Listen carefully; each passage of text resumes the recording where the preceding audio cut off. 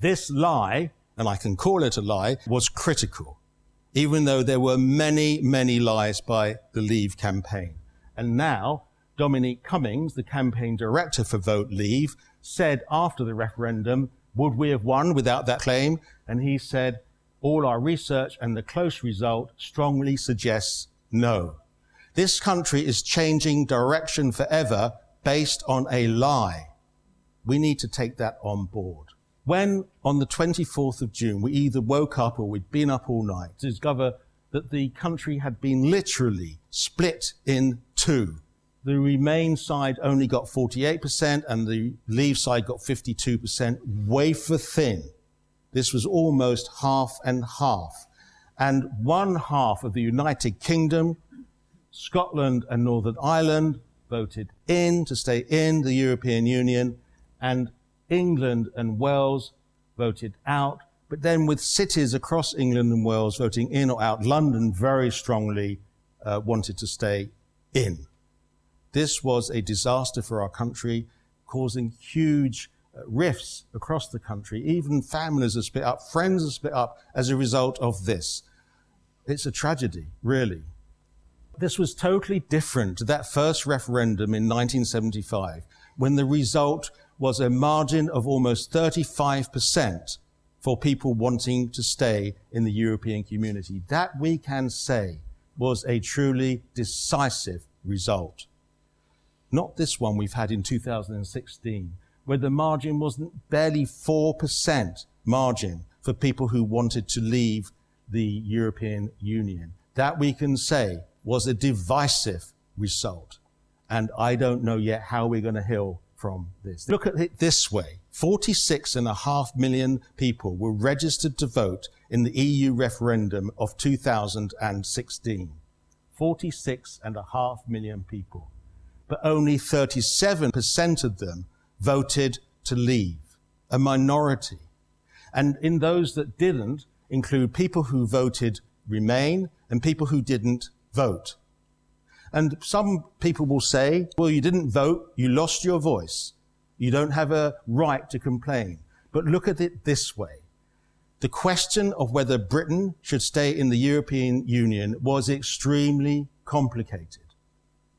We were not equipped to be able to give an answer. In fact, I was talking to someone here in the audience who said he didn't know. And how can anyone really blame a non-voter when he or she would say, in response to the question, should we stay in?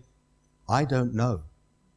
And in most democracies across the world where they do have a referendum that can change the constitution, they require a majority of voters. And you would never get a change on only 37%. In fact, the irony is that this result would not have been sufficient to change the constitution of UKIP or to change the constitution of the Conservative Party.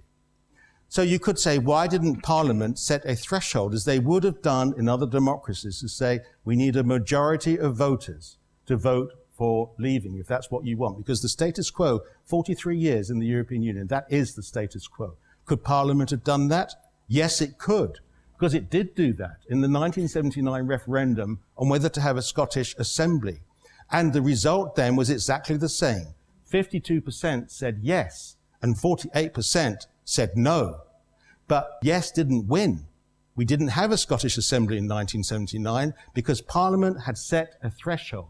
Parliament had said that there would have to be a threshold of at least 40%, and only around 33% of the electorate voted for yes, so it didn't pass.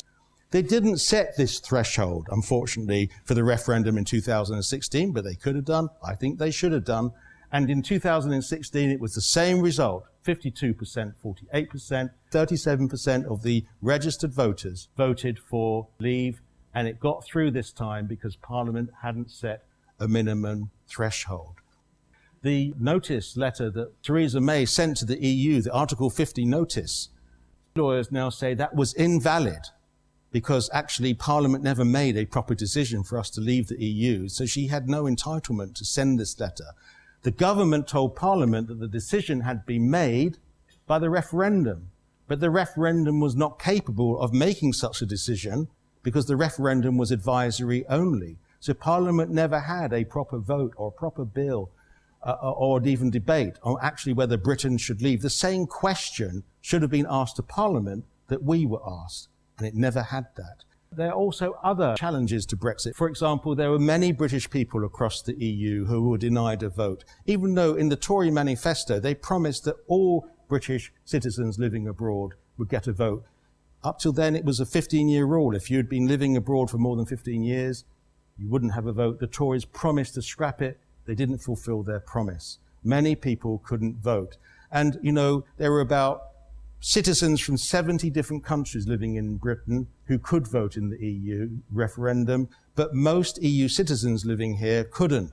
And that's a hangover from our past. These are mostly people with leave to remain in Britain who are part of our Commonwealth and old empire.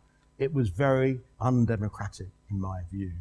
I think that actually, when only 37% of registered voters voted for Brexit, it's wrong to say it's the will of the people. It's not the will of the people. And many people living in Britain, when you think 17 million people voted for leave, but that's not a majority in a country with 65 million people living in it. I would say the majority of people living in Britain today do not want Brexit. Many of them didn't vote because they didn't know what to vote for, and many of them couldn't vote, which seems very unfair. The EU referendum campaign was flawed. The country was misled. The antidote to lies is the truth, and the truth normally prevails in the end, but we don't have much time.